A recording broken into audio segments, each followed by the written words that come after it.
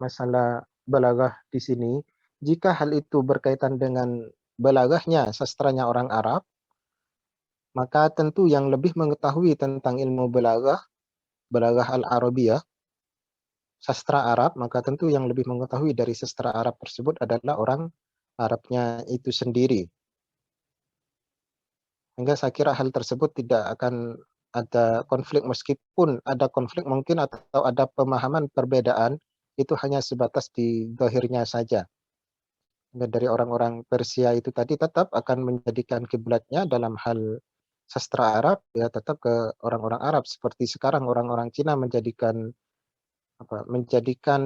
kiblat dalam pembelajaran bahasa Arab, mereka orang-orang Cina datang ke negara Arab untuk mempelajarinya. Begitupun dengan orang Persia. Saya kira hal tersebut tetap rujukannya, jika sastra itu adalah berkaitan dengan bahasa adalah sastra Arab, maka rujukannya kita ke orang yang ahli di dalam bahasa Arab tersebut, yang tidak menyalahi dari makna yang telah mereka gunakan di masyarakat Arab. Jika kita berbicara dengan sastra Indonesia atau sastra Jepang, tentu mereka orang Indonesia yang lebih mengetahui dan lebih bisa memberikan penilaian terhadap makna sastra yang ada di dalam Indonesia itu tadi. Silahkan untuk pertanyaan lainnya. Izin bertanya, Ustadz. Ya, Jadi eh, sebelum Islam datang kan memang ilmu balaghah sudah berkembang. Terus kemudian apakah orang-orang jahiliyah yang memang suka balaghah pada saat Al-Quran datang itu apakah memang bisa menerima bahasa Al-Quran yang memang balik gitu, Ustaz? ya, seperti syairnya Rasulullah Sallallahu Alaihi Wasallam, siapa yang sebelumnya ada Hasan bin Thabit, Ibnu Ruwaiha, dan juga siapa ada satu lagi yang oleh orang-orang jahiliyah diminta untuk membuat atau untuk mengolok-olok Al-Quran dari segi balaghahnya, dari segi bahasanya. Dianggap hal ini adalah sebuah dongeng dari Al-Quran tersebut, dianggap sebuah dongeng oleh orang-orang musyrik, sehingga salah satu musuh Islam pada waktu itu yang sebelum masuk Islam, seingat saya pada waktu itu antara tiga ini, Hasan bin Thabit, Ibnu Ruwahah, dan ada satu lagi, Ka'ab bin Zuhair. Dan ada Ka'ab bin Zuhair. Nah, dari tiga tokoh balaghah di sini diminta salah satu dari tiga ini oleh musuh-musuh Islam, oleh orang-orang musyrikin, oleh orang-orang musyrik diminta untuk melakukan atau untuk mengoreksi apa yang ada di dalam ayat Al-Quran, mengoreksi kesalahannya. Dalam artian mencari kesalahannya yang tidak sesuai dengan kaidah balaghah dan bahasa dan sastra di Arab. Diminta untuk melakukan demikian, akan tetapi setelah membaca dari ayat Al-Quran tersebut, karena orang untuk meneliti dan untuk menyalahkan kan harus diteliti terlebih dahulu dari segi lafadznya. Kalau tidak salah pada waktu itu yang diteliti adalah surat An-Nun wal qalami wa ma yasturun, dan ayat yang lainnya kalau tidak salah. Yang penting itu adalah intinya ada di dalam ayat Al-Quran, diteliti oleh salah satu yang ketiga yang saya sebutkan itu tadi. Hingga akhirnya apa? Yang awalnya diminta untuk mencaci maki Al-Quran, untuk memperjelas kesalahan yang ada di dalam Al-Quran, akhirnya dia angkat tangan dan menyampaikan di halayak, di pasar lagi, kembali ke pasar lagi, karena tempat perkumpulan yaitu adalah di pasar tersebut, dengan mengumpulkan seluruh orang-orang yang ada di pasar, dan semua orang berkumpul dengan mengatakan wa innahu la halawah, ketika orang yang sebelum masuk Islam di sini dia ingin mencari kesalahan yang ada di dalam Al-Quran, dan setelah diteliti ternyata mendapatkan hidayah dari Allah Subhanahu wa taala, dan dia mengakui kelemahannya. Saya tidak pernah mendengar kalimat seindah ini sebelumnya. Makanya beliau mengatakan yaitu innahu la halawa. Ini adalah sebuah hal yang sangat indah yang tidak pernah ditemukan oleh penyair-penyair Arab atau sastrawan-sastrawan Arab sebelumnya yang ada di dalam Al-Quran tersebut. Dan akhirnya masuklah ke agama Islam.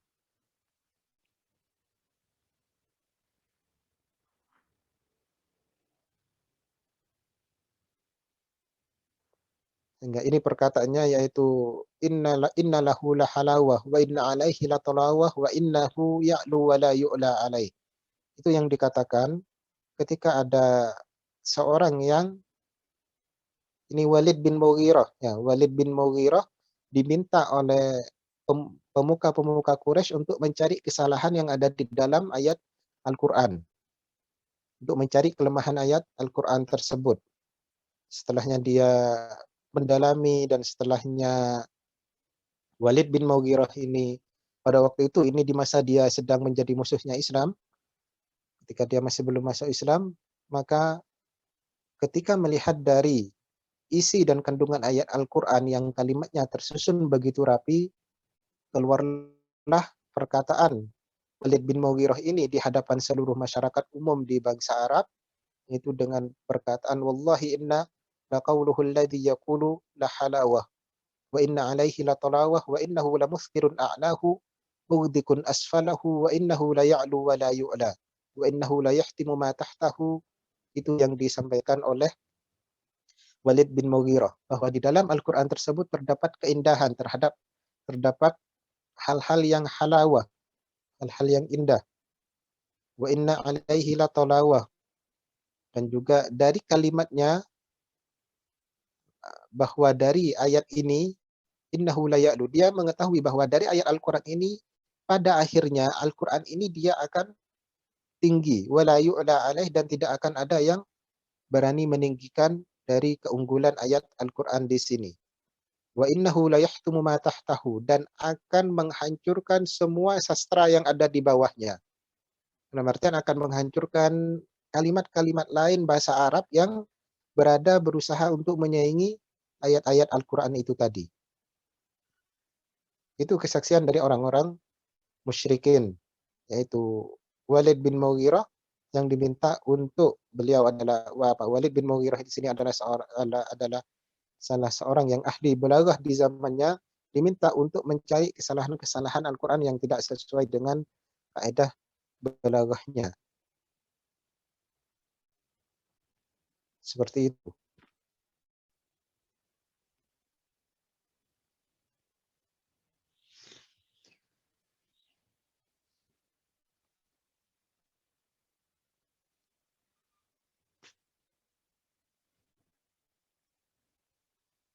Silakan jika ada pertanyaan lain.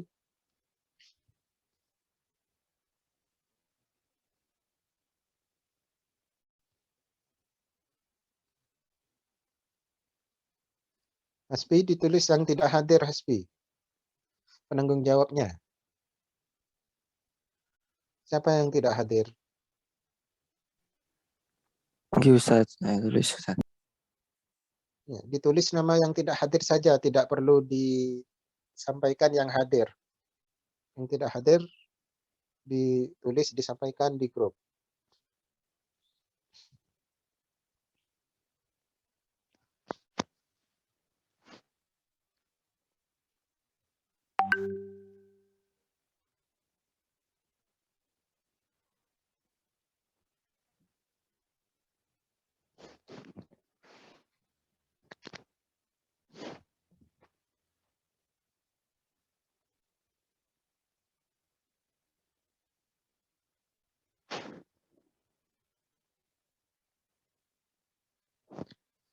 Silakan jika ada pertanyaan lainnya.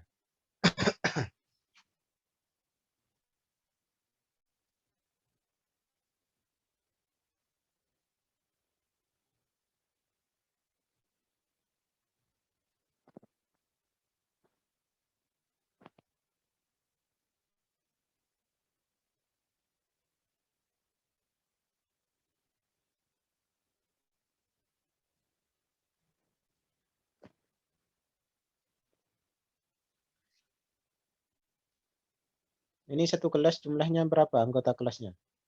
Yang sudah saya kirim daftar 35 Ustaz.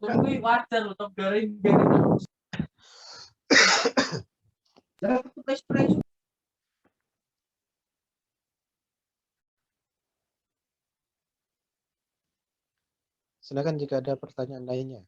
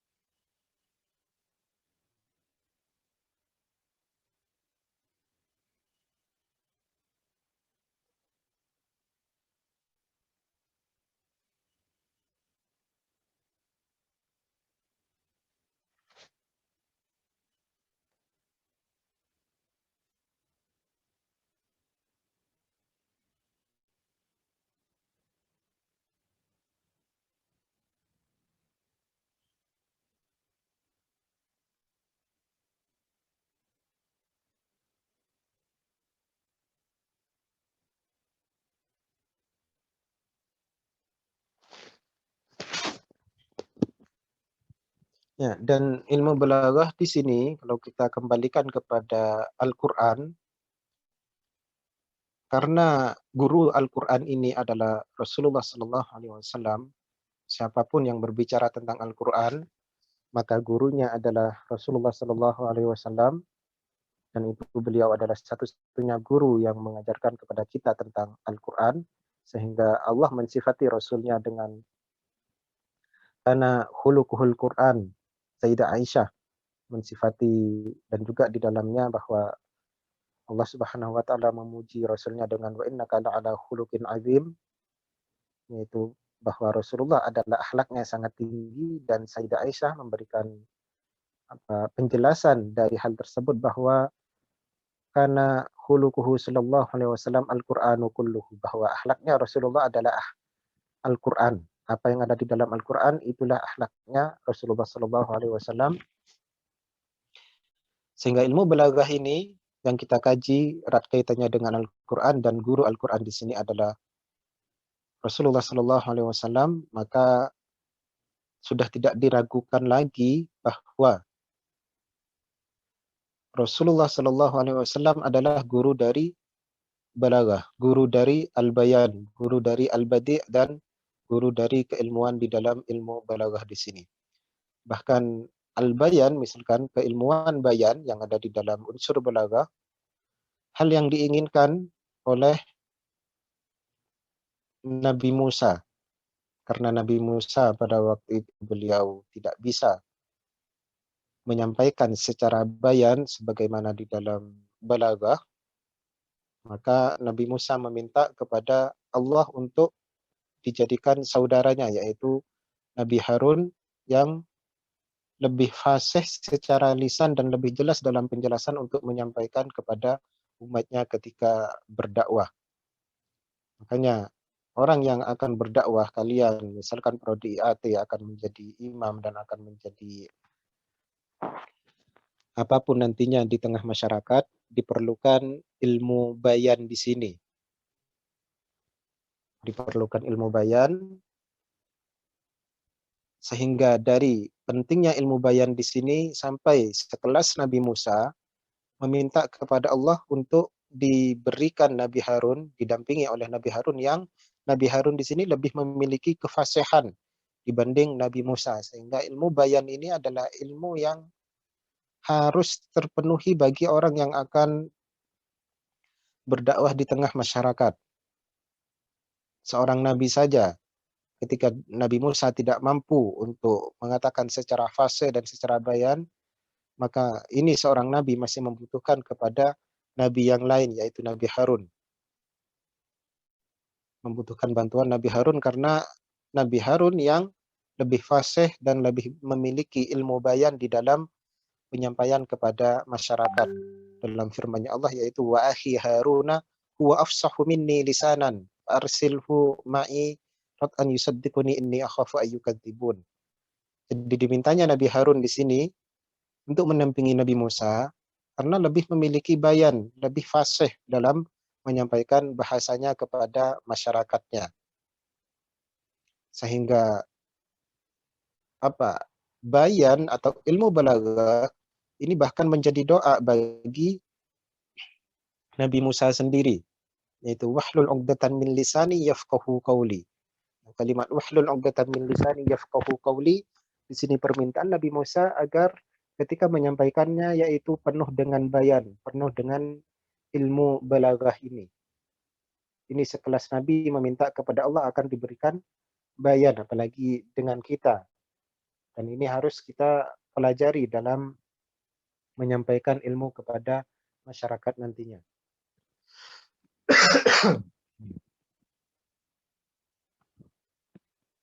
Silakan jika ada pertanyaan.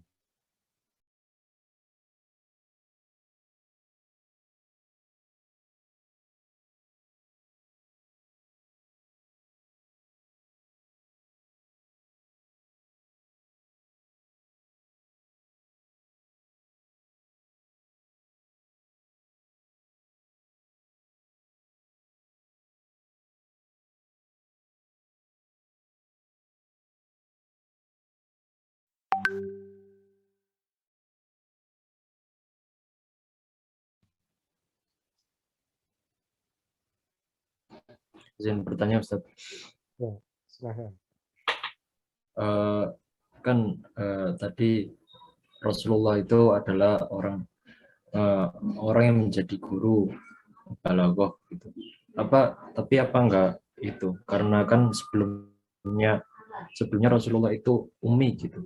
Apa itu enggak jadi pertentangan kalau bahwasanya Rasulullah itu jadi guru balaghah yang memang harus mendetail kalau secara bahasa itu. Ya, umminya Rasulullah adalah mukjizat bagi kita. Ini yang harus kita perhatikan. Bahkan ini sebuah kesalahan yang harus mendapatkan denda ketika itu di zaman dahulu, dalam artian mendapat hukuman pidana. Ketika ada seorang yang mengatakan, sebagaimana Rasulullah ummi, saya juga harus menjadi ummi. Rasulullah bodoh, tidak bisa membaca dan menulis, akhirnya ya, saya ingin meniru Rasulullah, saya tidak perlu. Dan atau orang tua saya juga tidak bisa membaca dan menulis, dan Rasulullah juga tidak bisa membaca dan menulis. Yang pertama, umminya Rasulullah adalah mukjizat bagi kita. Umminya Rasulullah. Yang kedua, ummi itu yang mengatakan ummi tidak bisa membaca dan menulis siapa? Artinya ummi itu apa? Keibu-ibuan. Kalau kita artikan ummi itu dalam artian adalah tidak bisa layak wa la yaktub, atau dalam artian adalah orang yang tidak buta huruf, adalah orang yang buta huruf, ummi, maka bagaimana Rasulullah bisa berhasil dalam perdagangannya?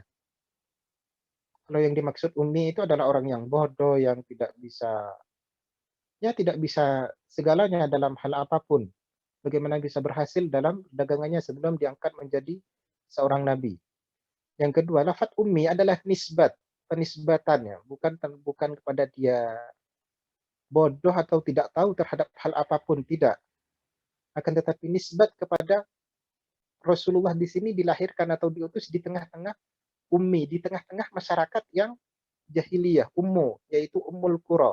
Makanya disebut penisbatan kepada ummi, yaitu Ummul Qura. Yang dilahirkan di tengah-tengah masyarakat Ummul Qura, makanya disebut ummi. Ada yang mengartikan demikian. Jadi karena Rasulullah adalah masyarakat dari Ummul Qura, sehingga beliau disebut dengan ummi, yang mana masyarakatnya, ini masyarakatnya.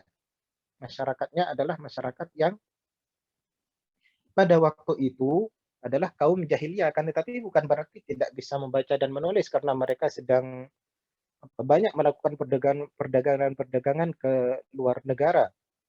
Kita bagaimana orang bisa melakukan perdagangan internasional akan tetapi tidak bisa mengetahui terhadap hal-hal apapun yang berkaitan dengan kehidupannya. Sehingga ummi di sini adalah penisbatan bahwa Rasulullah